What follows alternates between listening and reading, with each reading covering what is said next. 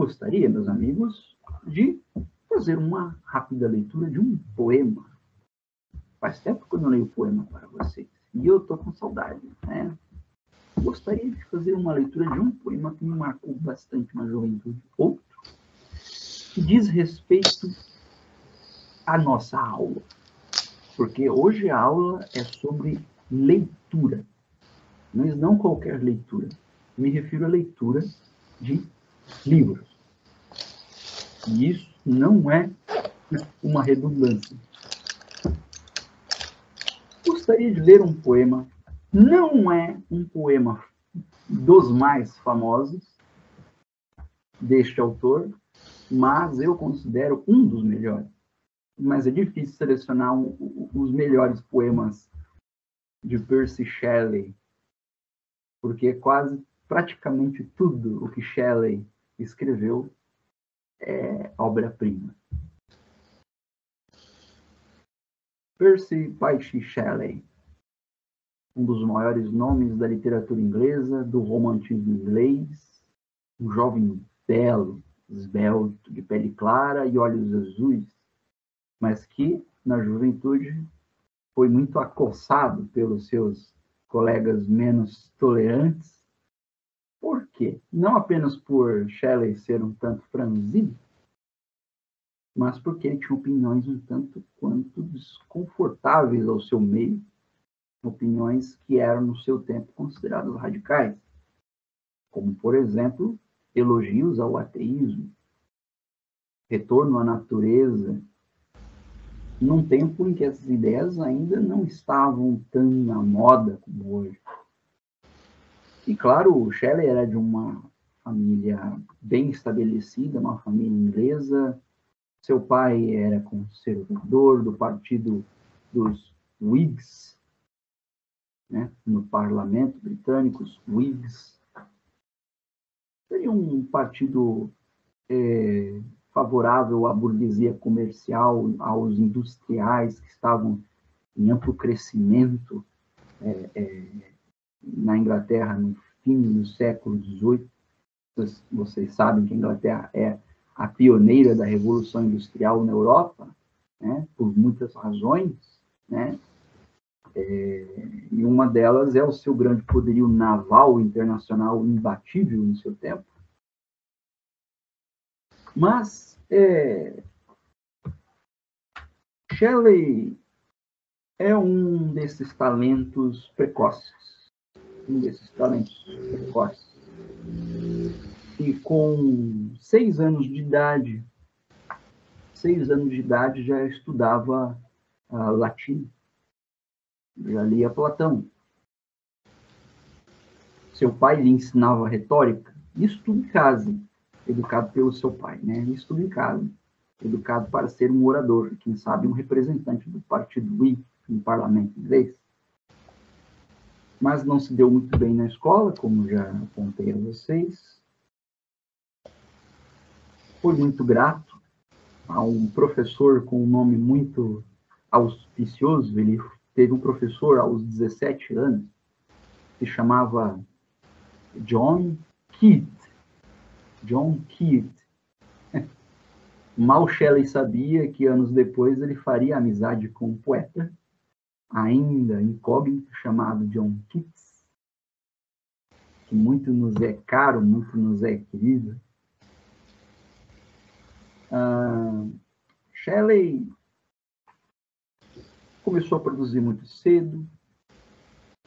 Ele também é famoso por muitos poemas, como Ozymandias, que já foi citado na cultura popular.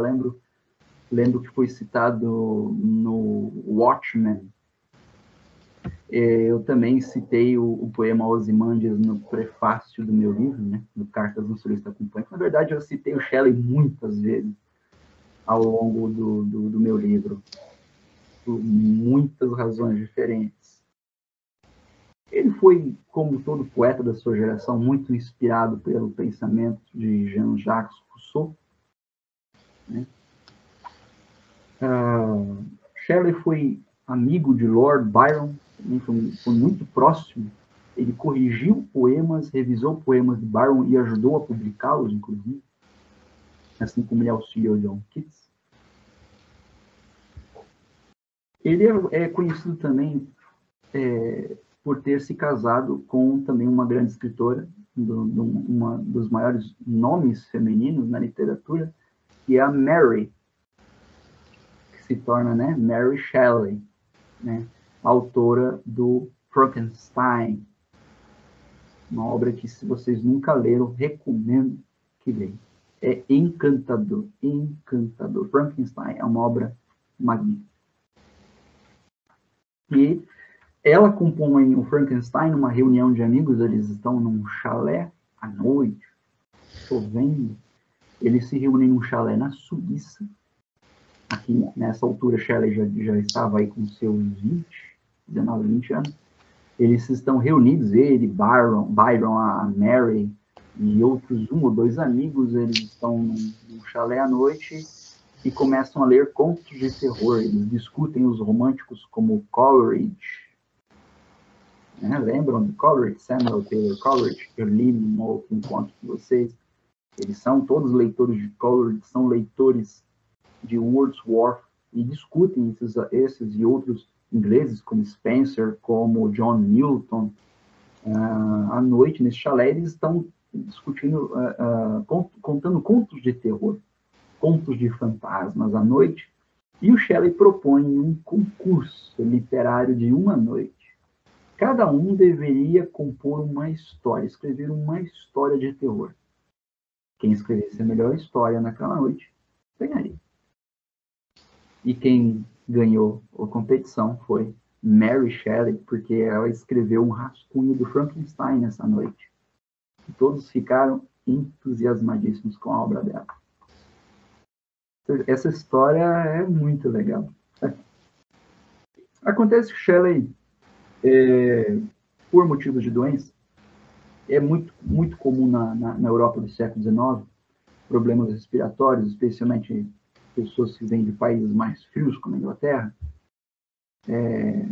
Tuberculose é um problema grave no século XIX, inclusive aqui no Brasil. Tuberculose. E para se tratar de problemas respiratórios e fadiga geral, o Shelley, como é comum, vai buscar um clima mais ameno. Os médicos recomendam um clima ameno. E aonde que se encontra o melhor clima da Europa é o clima mediterrâneo, na Itália, né? O país de clima mais agradável, junto com a Grécia, né? Os países do Mediterrâneo europeu. Então, Shelley se fixará na Itália, e aí ele passará o resto da sua vida, que não é muito longa, porque Shelley falecerá em 8 de julho de 1822, com apenas 29 anos. Ele não mais retornará para a Inglaterra depois que ele se fixa na Itália, né? Ele não retorna mais para Londres. Mas um pouco antes dele se fixar na Itália, um pouco antes dele travar contato com as obras antigas em latim, começar ao estudo dos italianos e dos romanos, ou seja, o estudo clássico direto que ele fará em seguida. Antes disso, Shelley compôs um poema, que é o poema que trago para vocês hoje. Este poema se chama Hino à Beleza Intelectual, do original Hymn to Intellectual Beauty.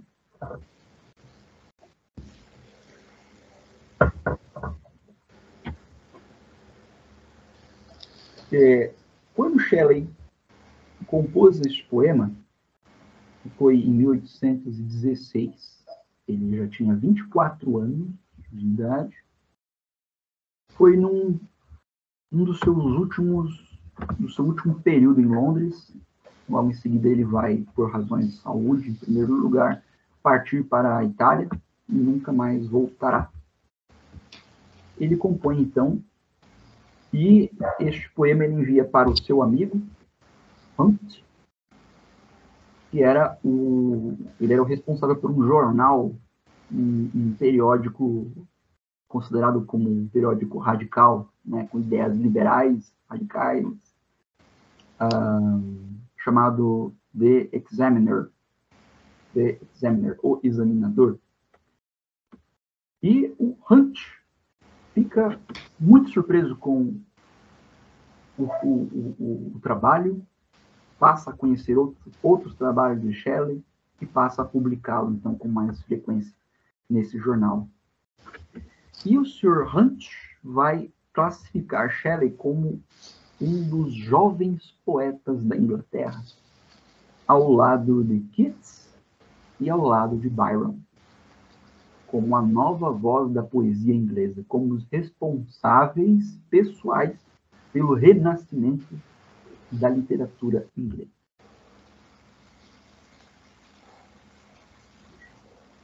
Enfim, vamos ao poema. Hino à beleza intelectual. Ouçam com toda a atenção, porque Shelley é famoso por ser um poeta extremamente imaginativo, fantasista, com grande inspiração grega e romana, ou seja, clássica, no conteúdo, não na forma, no assunto, nos elementos do poema, tá? Não na sua composição. A sua composição ela é tipicamente moderna, romântica. Mas Shelley é famoso por ser um poeta muito difícil, de entendimento difícil. Algo que eu concordo em parte, porque, na verdade, para nós, isso eu já falei outras vezes, é uma opinião minha, os nossos tradutores de poesia no Brasil são exímios tradutores. No entanto, eles querem aparecer junto com o texto original e eles poluem muito com a sua própria contribuição, sua própria inventividade no poema original. Então, ao invés do tradutor brasileiro traduzir o mais literal e fiel possível ao idioma original, no caso aqui o inglês, ele adorna, ele dificulta, ele força rimas no português. E ele tenta obedecer a métrica, manter a rima, manter o ritmo. E o que acontece? O poema aumenta muito de dificuldade. Então, eu gosto de fazer o estudo de poetas ingleses, por exemplo, no original. No original. E é surpreendente como o texto original muitas vezes é extremamente simples comparado com o português. Vamos lá. Hino à beleza intelectual. A tremenda sombra de uma força não visível, mesmo invisível, entre nós flutua, a visitar o mundo com asa tão volúvel e sensível, qual o vento de verão, de flor em flor, a rastejar. Qual o luar que chove atrás da serra de pinheiros, visita com inconstante relancear cada coração de homem, seus semblantes passageiros, qual cores e harmonias de uma noite a principiar. Tal como a luz de estrelas, muita nuvem espalhada, como a lembrança de uma música evolada, tal como o que por sua graça possa ser amado, e pelo seu mistério ainda mais prezado. Espírito do belo, que consagras e que ungiste tudo sobre o que brilhas, quer do pensamento humano, quer da forma. Para onde tu partiste? Por que perpassas por e deixa nosso aforamento este vale de lágrimas vazio e desolado? A luz do sol, por que não, para sempre, tece o arco-íris no rio da montanha despenhada? Por que murchar? Passar o que já foi florente?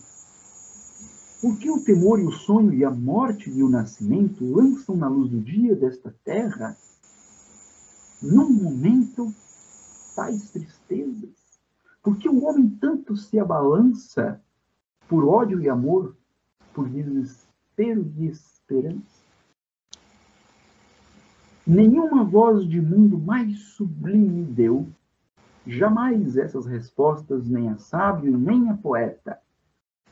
Portanto, os nomes de demônio, alma, céu, permanecem registros de um esforço, não de meta.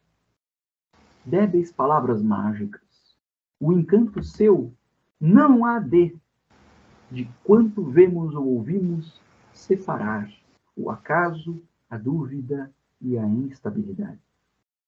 Somente tua luz, qual bruma nas montanhas a pairar, e a música efundida por um noturno vento, a usar as cordas de algum tácito instrumento, ou luar, à meia-noite em águas de fugida, dão graça e dão verdade ao sonho inquieto desta vida.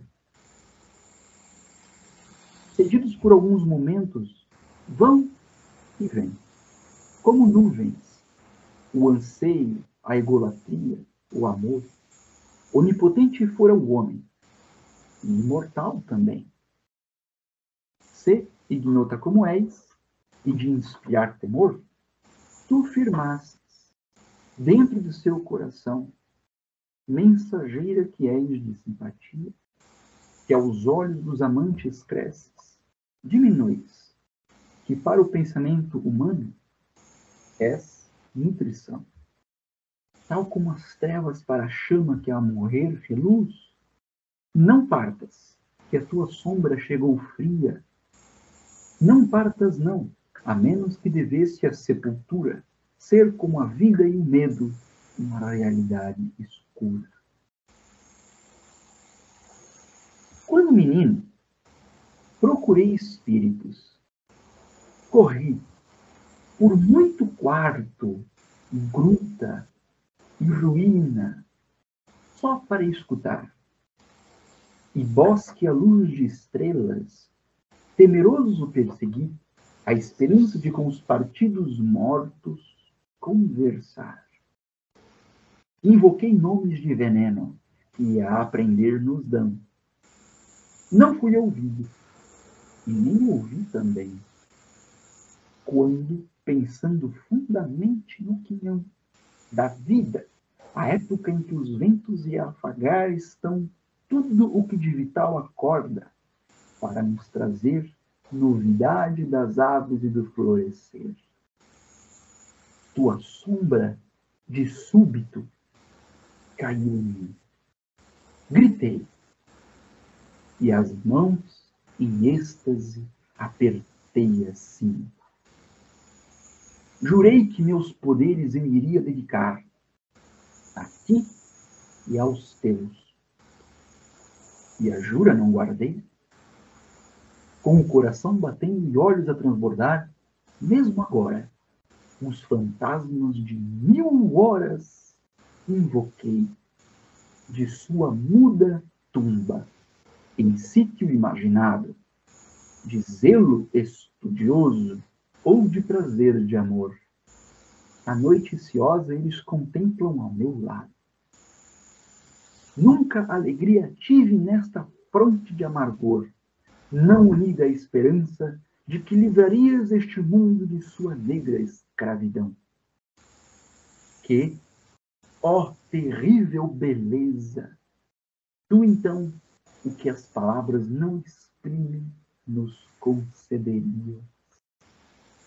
Torna-se mais solene e mais sereno o dia. Passado o meio-dia, no céu há um resplendor, e se nota no outono uma harmonia, que não é ouvida, nem o brilho visto no calor, como se não houvera sido ou não pudera ser. Assim o teu poder, que tal como a verdade, da natureza em minha indiferente mocidade, desceu. A minha vida em diante possa fornecer a sua calma a uma pessoa que te adora, tal como faz a tudo que te arvora, a qual espírito formoso obriga teu encanto a temer a si mesma e a amar a humanidade. E quanto? Aí está o hino à beleza intelectual. É o hino ao Spirit of Beauty, ao espírito do belo. Aqui Shelley faz uma união entre o espírito de beleza e a beleza da própria inteligência. E toda a natureza, isso é próprio do Shelley. Ele é um poeta da natureza. Toda a natureza é uma alegoria, um símbolo, muitas vezes difícil de pegar, mas dá para pegar, com estados internos, assim, memórias, afetos, suaves críticas aos tempos em que ele viveu, as próprias ideias políticas que estavam na sua terra natal, que graçavam na terra natal. O espírito da beleza, que no começo é aquela tremenda sombra, né, que ela aparece, ela visita o mundo e de repente o abandona. Essa sombra é o próprio espírito da beleza. E ele visitou o poeta na infância. E é aquela história. A infância é bela. Mas depois a beleza vai embora. Algo se perde. Algo se perde quando a gente cresce. O poeta sempre vai lamentar isso. O poeta romântico, especialmente. Então, o espírito da beleza, ele visita o coração dos homens. Como se ele fosse uma sombra, um golpe de vento, né? O luar, né? Atrás da Serra de Pinheiros. E ele se move com asas inconstantes. Asas inconstantes. Ele vai para onde ele quer.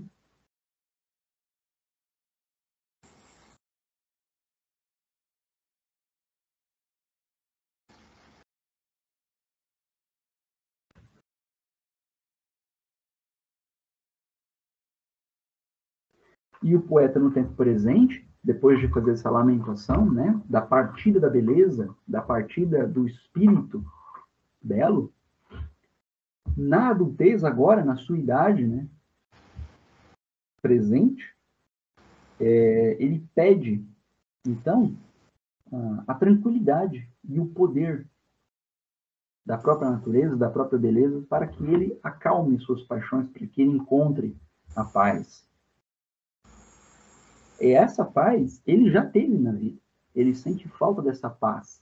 E é a paz de quando ele era criança e então visitava a natureza. E ele fala, né, quando eu era criança, quando eu era menino, procurei espíritos, fantasmas em ruínas, em locais abandonados, em grutas, em florestas e bosques.